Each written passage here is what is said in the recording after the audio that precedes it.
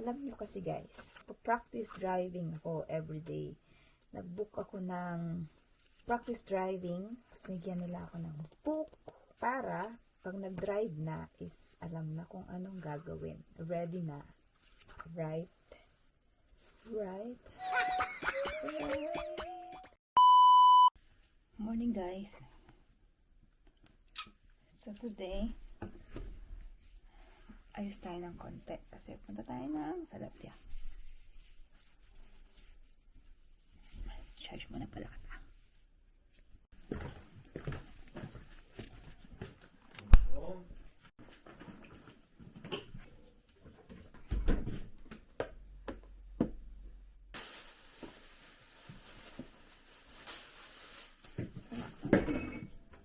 Padahari po. May breeze. Okay.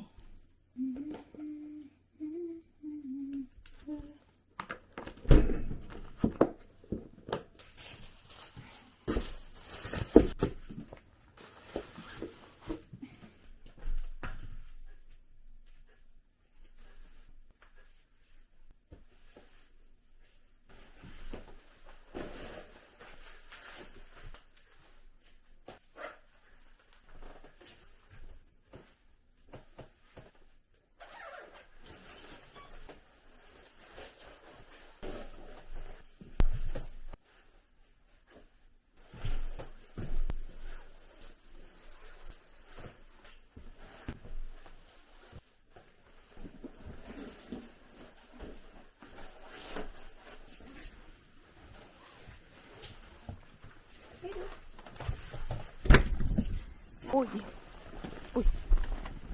Tapon muna tayo ng basura, guys.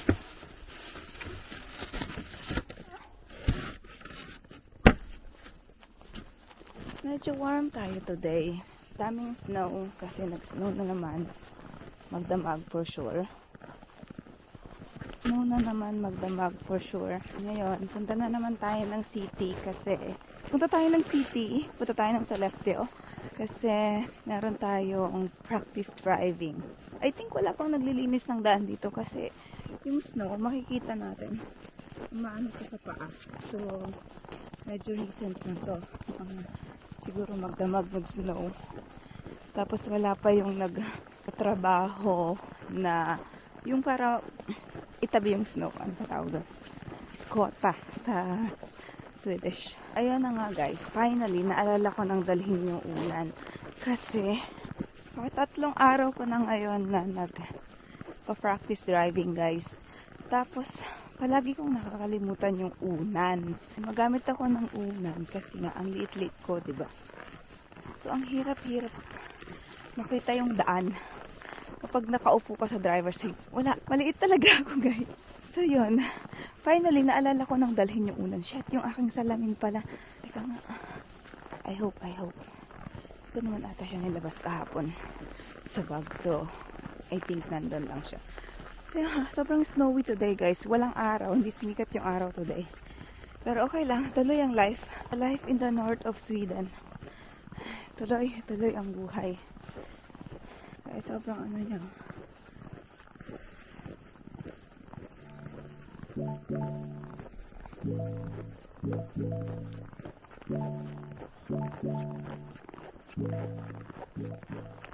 Pero ang maganda lang guys, kapag nag-snow kasi, that means mababa yung temperature. Hindi mataas. Ano ba? That means medyo magwa-warm siya. Hindi siya yung super lamig. Never nag-snow na minus 30 up yung degrees. Ewan ko kung bakit. Baka merong scientific explanation para doon. Pero never nag-snow kapag yung weather ay minus 30 up.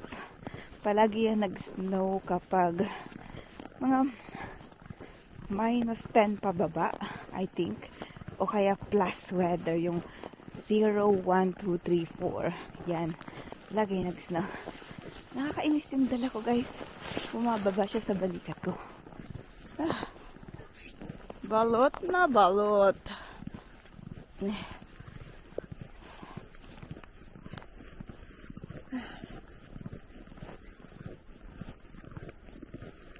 Teka. Tawid muna ako. Hindi na kaya.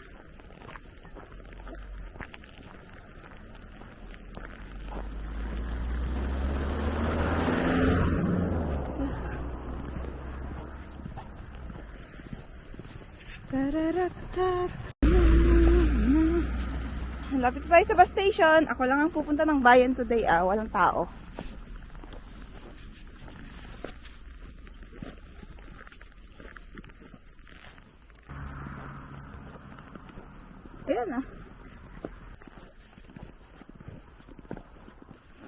Ayan naka-wide angle.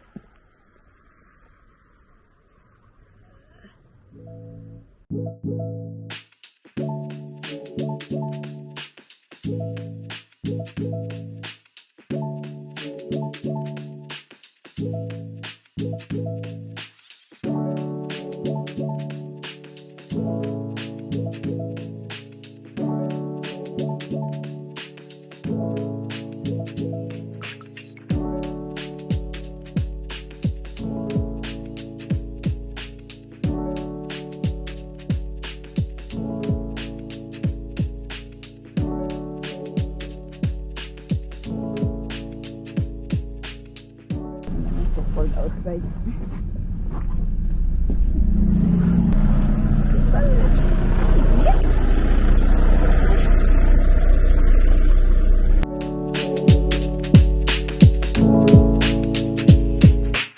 Yan na, dito na ako sa bayan.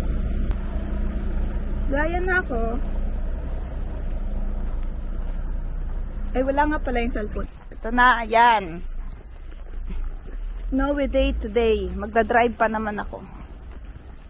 Ow! Oh, ayan oh. Yung tali naman. Hindi, papunta akong tindahan. Ito, patawid pa lang. Patawid lang. Nag-i-snow nga eh. Oh, harag yun. Diyos ko Lord.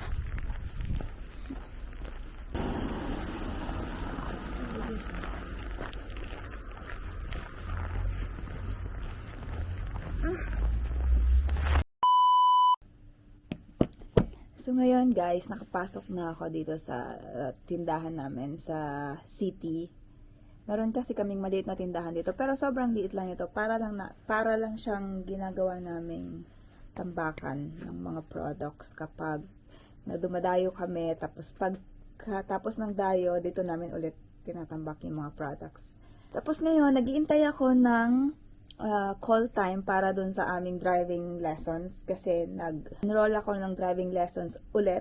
Yun, patatlong book ko na to guys ng drive test sa LTO nila dito. Parang LTO nila dito. Sana talaga maipasa ko na to yung third time kasi kung hindi, sayang yung pera guys, sayang. Nasa 150,000 pesos na yung nagagastos ko para lang sa pagkuha ng lisensya. Pero hindi pa rin ako pumapasa. Nakakalungkot, di ba? Pero ganun talaga yung life dito sa abroad, especially sa Sweden. Ayun talaga, kailangan mo talagang pag-investan yung driving license kung gusto mong magkaroon ng lisensya at madali kang makahanap ng trabaho pag may lisensya ka. So yun.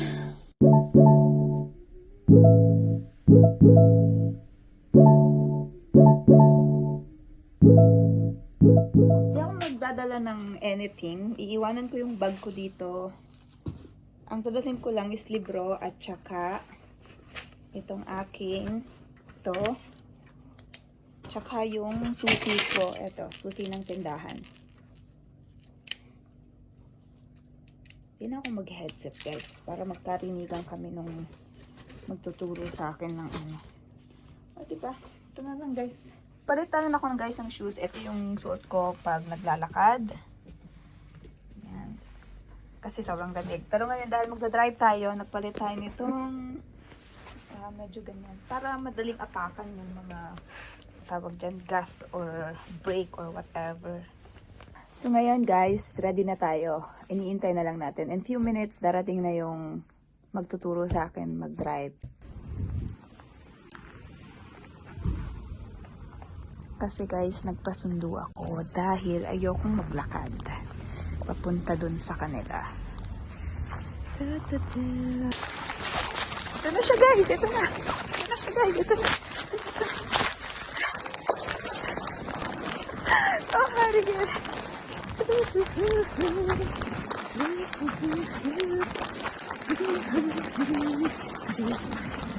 Ito na siya guys, ito na yung magtuturo sa akin. So let's see.